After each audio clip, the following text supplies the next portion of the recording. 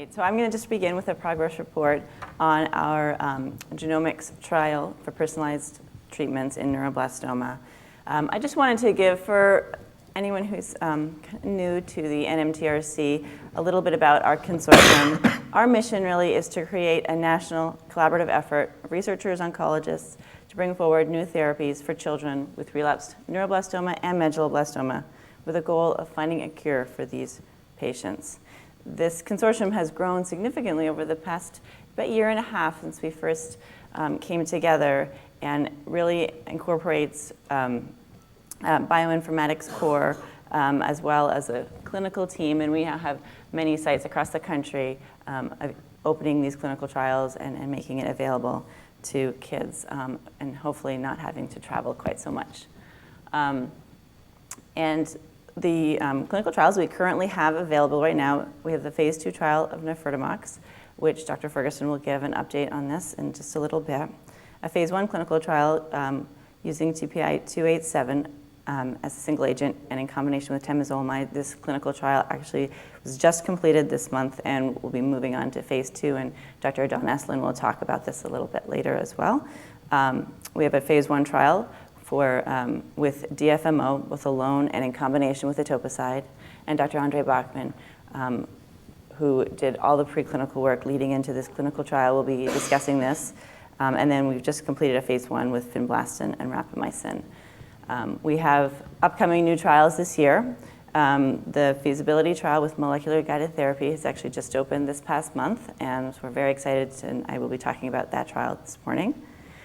We have 2 phase 2 trials using the TPI-287 that are going to be coming up this summer that Dr. Eslin and Dr. Parikh have been working on, and Dr. Eslin will talk about those. And then we are in the planning stages for the phase 2 with DFMO, and as well working on a phase 1/2 with a new HDAC inhibitor from Pharmacyclics in combination with bortezomib.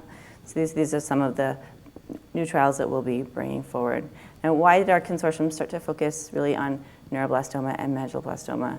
These are both diseases that are common in children with cancer. So neuroblastoma being the most common extracranial solid tumor in children, and medulloblastoma being the most common brain tumor, both of which have survival rates between 50 and 70%.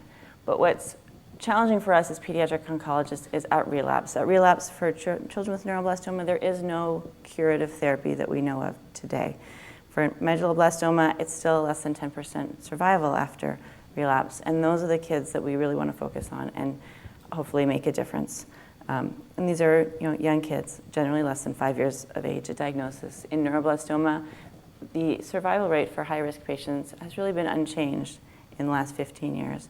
And we can see that with the research that's been happening over the last few years in neuroblastoma across the country, there's been new advances, and it's a very exciting time, and I think we're going to be able to make a difference in changing that statistics.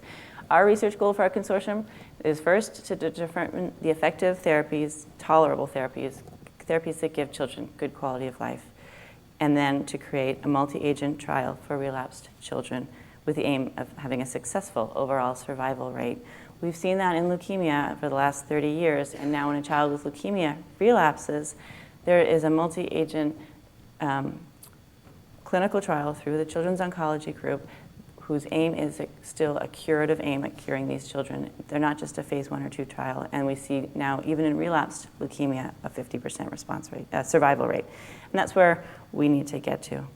One of the things our lab has looked at in neuroblastoma over the past 3 years or so has been looking at the genomic profile of children, and each one of these rows is a different child, and these are their RNA expression profiles. And we can see that children with neuroblastoma are different. They're not all the same, and that we're treating currently all these children as the same, but we see this is they do have varying microarray profiles, and they cluster into different groups. And this seems to us an optimal disease to study individualized therapy if we can take each one of those children and understand their genomic profile, what's driving their tumor, and direct the therapy for them. And then in doing this, I had the pleasure of meeting Dr. Webb, who can help us to take this information and make it clinically relevant and help to guide us on how to treat our patients. So, is it on? Yep. I think there's a clear precedent for the idea, the simplistic idea, that if you align guided therapeutics to the appropriate molecular vulnerability within a patient's tumor, you have spectacular responses. And some examples here with Gleevec and Herceptin, a new RAF inhibitor in melanoma, and EGFR inhibitors in lung cancer. Just 4 examples of that success in the recent years. The problem is obviously that each drug takes a long time to develop and billions of dollars, and each diagnostic, a companion diagnostic that goes with that drug, equally is a cumbersome process. So while that's a good setting the stage for personalized or precision medicine, the reality is if you go to some of the databases out there, there's thousands of drugs that we could apply the same approach to existing today. So these are existing drugs, and the question is how do we get smarter at using those drugs that we have available today? And that's been one of our focal points. So a lot of our work has stemmed from the Human Genome Project, as I'm sure you've all heard about. Our own Dr. Jeffrey Trent was intricately involved with this effort. These are the Science Nature papers in 2001 at the first drafts of the human genome. And we've learned a lot since that time. We've acquired a lot of technologies that can look now at exquisite detail at DNA, RNA, and proteins and metabolites. And we now have those technologies to bear, so we can actually look within a tumor and identify all the various attributes that a tumor has. David Craig, speaking next, is going to tell you about the next generation of those technologies called next-gen sequencing. And whereas this used to provide us with 54,000 data points per sample, this thing provides us with billions of data points per sample, so you need supercomputing, et cetera. And so, but this is where it's going, and make no mistake, it's actually already here, technically, and David's going to tell you about that. So lots of things have evolved since the Human Genome Project, and because of it. The big problem, and I'm sure as patients and families you can all attest to this, is that the difference between data and knowledge is extensive and probably getting worse. And even the difference between, laser pointer here, knowledge and clinically useful knowledge is quite extensive. So our job has been to try to extract as much knowledge out of data as possible and align physicians with that for helping treatment decisions.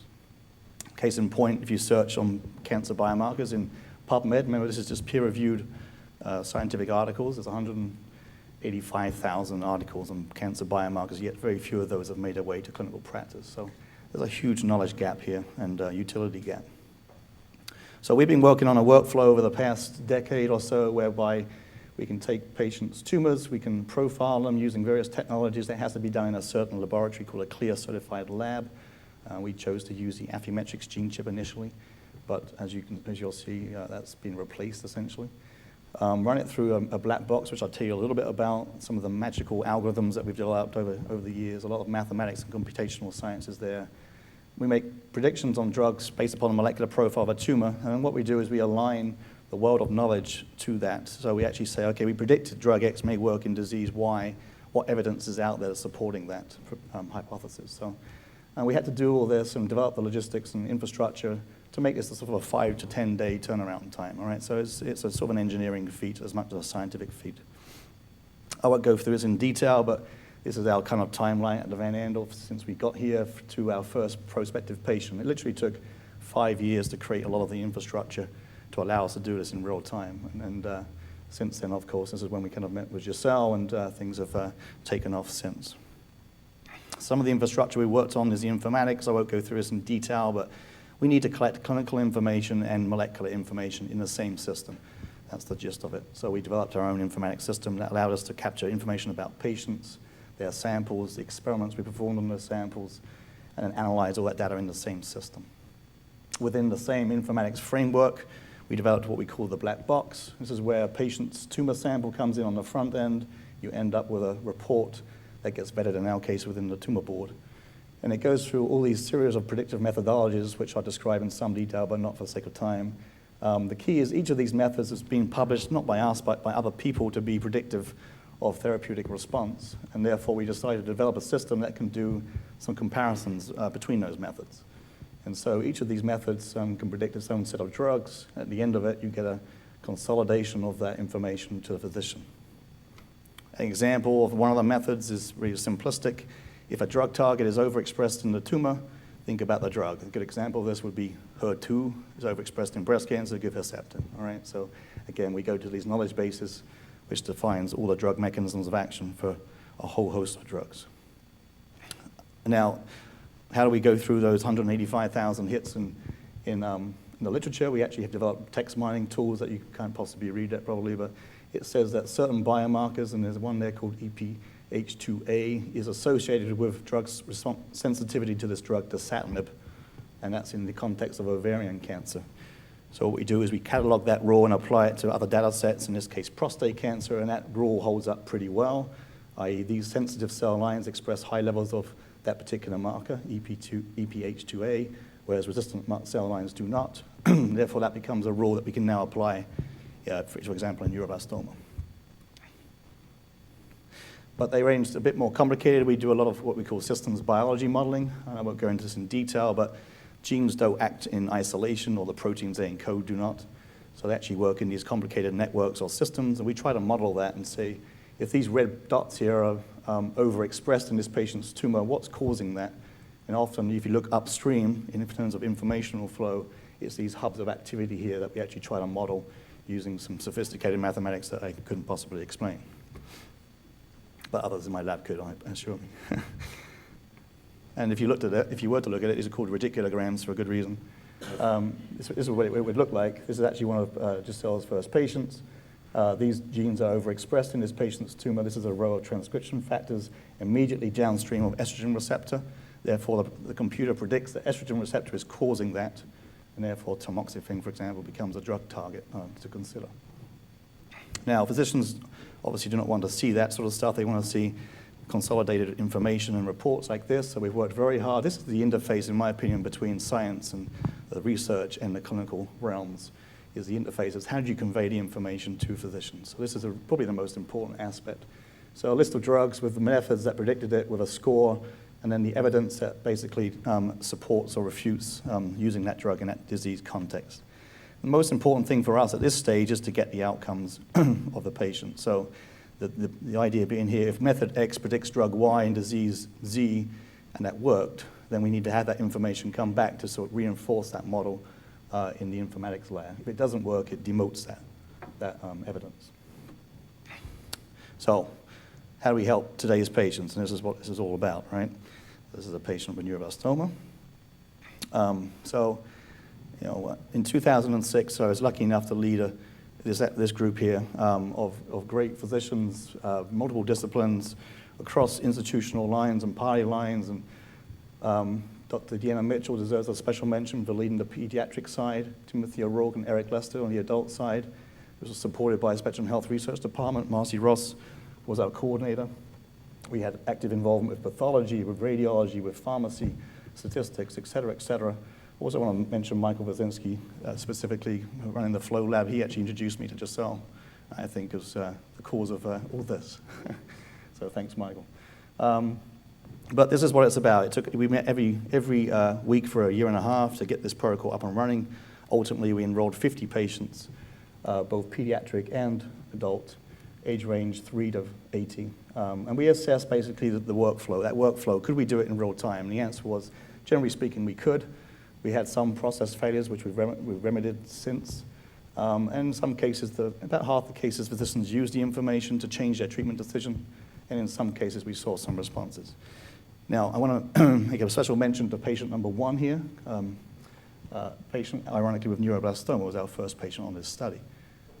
5-year-old at diagnosis. And this was Molly. This is actually a paper article came out a couple of weeks ago, and Molly's parents are in the room with us today. So Molly didn't survive, but was a pioneer in many ways of this study. So we really appreciate the patients and families and their role in all of this. And it's devastating. I can't imagine what it would be like as a parent. So.